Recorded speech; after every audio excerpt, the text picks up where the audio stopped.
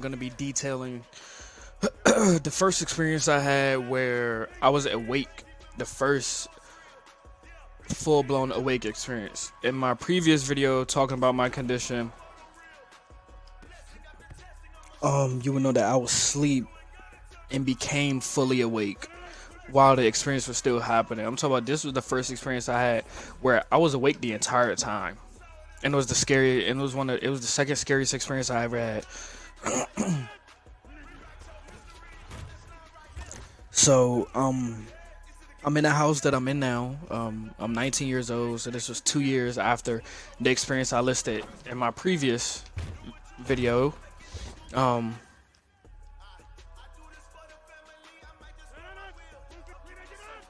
Everyone's out the house.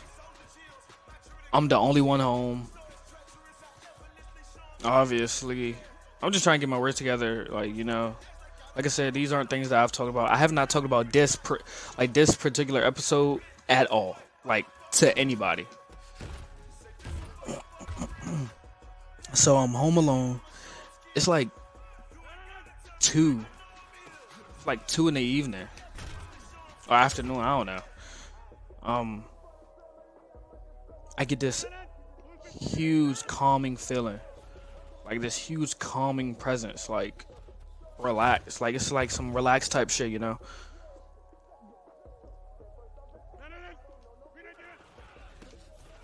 And my door is wide open. I never have my door open, right?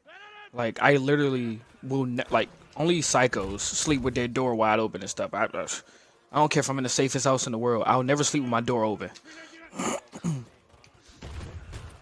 So my door's wide open. I'm playing Madden like I am right now.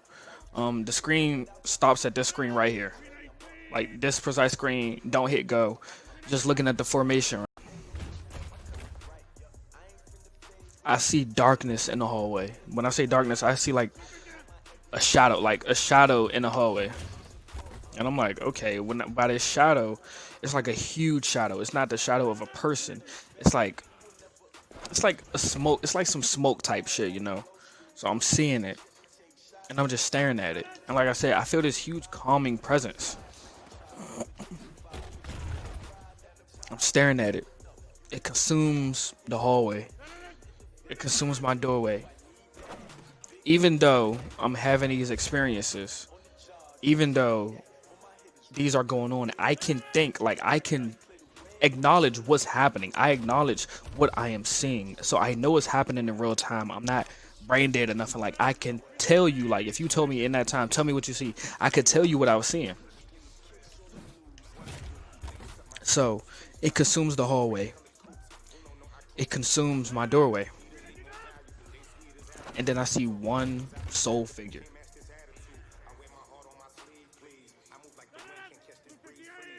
And when I looked at this figure, when this figure manifested through the darkness, this overwhelming sense of fear just consumed me. And with this fear caused me to not be able to move. It's like I was paralyzed all over again. I couldn't move or anything. I was paralyzed to the point like this. I feel like we've all seen the movie Get Out. If you haven't, you can look the scene up on YouTube. But the character is talking to the lady, and he can't move. Like this is when he's talking about his mom's passing, how he couldn't do anything, and he's crying and stuff, and he's moving his fingers, but he can't move himself. And he's noting to her like, I can't move. So this is exactly like a similar feeling that I'm going through. I feel so afraid and I feel so terrified, so fearful. I can't move. So I'm sitting there and I'm like, my mind is blank. Even though I feel so much fear, I also feel extremely calm. Like what I'm looking at is so familiar to me. Like the presence that I'm feeling from this thing was so sinister and it was so evil, but it was a form of I was so Like, I feel like I knew what it was. I feel like I knew what it was exactly. So I wasn't. So it's weird to explain. I was very fearful, but it was like a familiar aspect to it. Like, I know what this is, but I couldn't put my finger on how I knew what it was, you know? And out of nowhere, I stand up. It's like imagine like your parent like grabbing the top of your shirt, like, stand up real quick, like, stand up. So I stand up, no big deal, and I walk near my door. These actions are completely involuntary. I'm not doing them because I want to do them. I'm doing them because I'm subconsciously being told to do them. Get up, move, come closer, stuff like that. I'm not actually hearing it, but it's like I am at the same time. Like, something is telling me, get up, go to it. So I go to it. I'm about, like, I would say 3 feet from it, from my doorway, where it's just standing there. And I note when I got closer to it, the dimensions of it became very clear. It was my height. It was my size. And the familiarity, that word just blows me. How familiar it was sent this wave of fear down my spine, man, because I recognized what it was. It was the very thoughts and ideas that I had in my head that were so horrific that they manifested into this thing. What people don't know is that the thoughts and ideas that I have that led me into therapy and that I've told are so horrific that I may never tell them outside a therapeutic setting. I may never tell them. Only my closest friends and stuff like that. And it's hard for me to even tell them because I don't want the image of me being a monster. I saw the fear in people I love around me when they saw how I was acting. I saw the fear in them. And to see your own family fear you, almost as if they didn't know who you were, that's very humbling. So the fear consumed me because I knew what this was. I knew it was me. I knew it was my own thoughts manifested in front of me. With that, I hear the growls.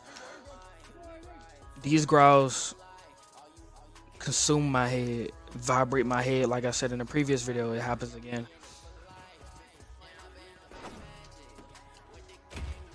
And I'm just standing there. I have no control over my body or anything. My vision becomes solely focused on what is in front of me. All I see is darkness. All I see is this shadow. My peripheral vision no longer is white. My walls and stuff are white. My peripheral vision is no longer white. It's just black. This thing was so dark that it stood out from darkness itself. I believe I stated something like this in my previous video, but I said it was light coming in my room. This is when I was living with my dad. The whole area that I'm seeing is dark. It's dark. This thing was so dark that it stood out from the darkness surrounding us itself, as if it was a light. I could clearly see the making of it in its outline, even though everything was all black. That's how sinister this thing was. That's how sinister these manifestations of my thoughts were. They were darker than darkness itself. So I'm standing there, and I'm thinking to myself, do I want to allow myself to become this?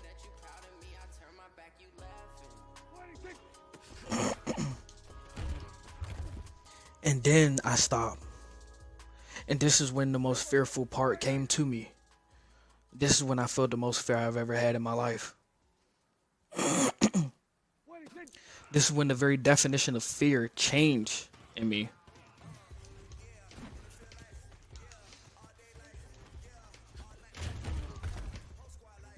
when I noted that the very thoughts and stuff that I had of what I would do to people, and it was only ever people, but what I would do to people and stuff, when I noted that these were the thoughts that I were having, the fear consumed me for the simple fact that I just came to the realization while looking at this shadow figure that nothing was stopping me from doing anything that I wanted to do. Nobody could stop me. Like, people who haven't seen me in a while, I'm a pretty big guy. I was like 5'10 and a half, 5'11", 240 pounds. Like, I'm a pretty big guy now. I used to be short and skinny in high school and stuff. But like I said, I'm no longer like that anymore. I'm way bigger now. And it really just hit me that if I wanted to do these things that I'm thinking about, that are manifested in front of me, there's nothing stopping me from doing them. There's nothing stopping me from causing any amount of harm as quick as I could. Especially when I'm in a state of rage, and my schizophrenia and my psychosis and PTSD all feed off aggression. There's nothing that will stop me, because if you meet me with that aggression, you're just pouring gas on the fire. And that's what made me so fearful, because I'm like, there's nothing that's stopping me but this moment right here. To where if I don't regain control of myself, that's it. The first thing I had to regain control of was my body. I had to start moving voluntarily on my own.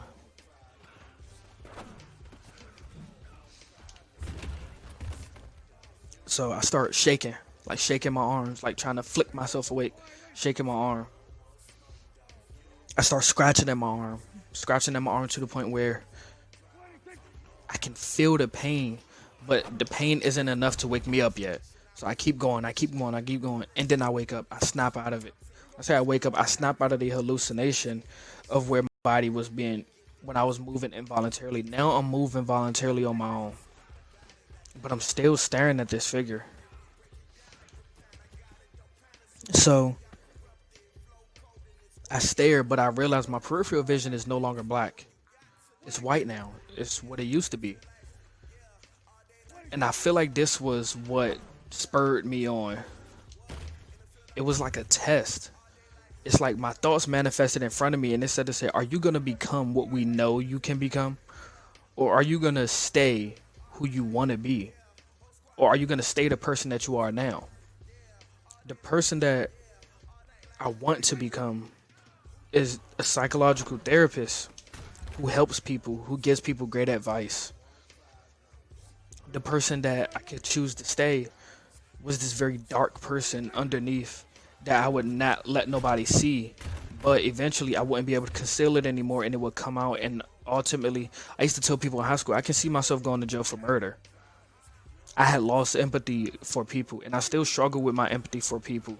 I could care less about sometimes what people are going through, but that's not something that I'm voluntarily doing. It's something that mentally I just don't have the capacity to care sometimes, and I'm working on it. But so I made a decision that day that I chose to become what I know I can become, which is I can become this person that's always helping. I can become this person that helps others, because I understand from the inside what it's like to have some sort of mental illness. I understand from the inside what it's like to not feel like anybody's there. So through this, the hallucination just ended. I didn't blink or anything. It just ended. The shadow was gone. Everything was gone. It's as if these things were telling me to confront them. Make up your mind. Make a decision. It's almost as if the devil was saying, if you want to come with me, come with me. If you don't, this is your time now to reject me. And I chose to reject it. And I'm here now at 20 years old, having been arrested and sent to the hospital to get treatment, to get mental help. Having gone through group therapy, and regular therapy, having seen a psychiatrist, I am now getting help. And it's the hardest thing I've done because it's hard to understand that you've lost your mind. And now you have to regain something back that was already yours.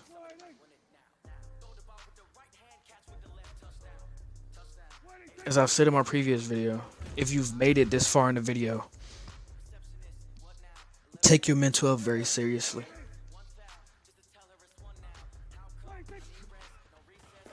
Your mental health is what deteriorates every other part of your life. It's that.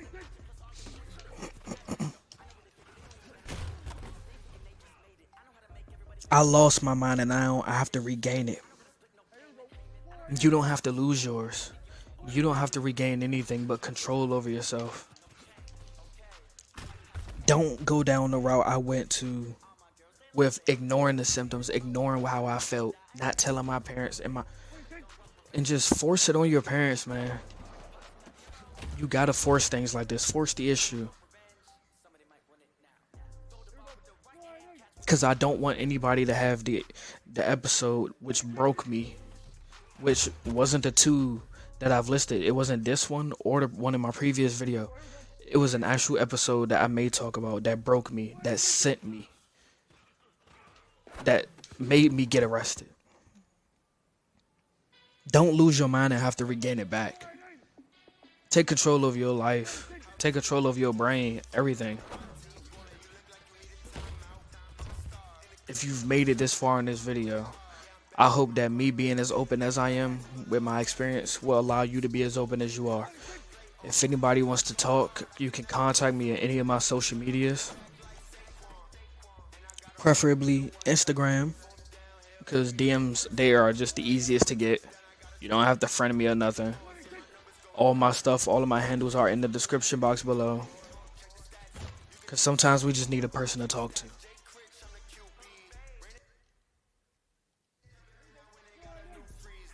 Don't ignore the symptoms. I'm out.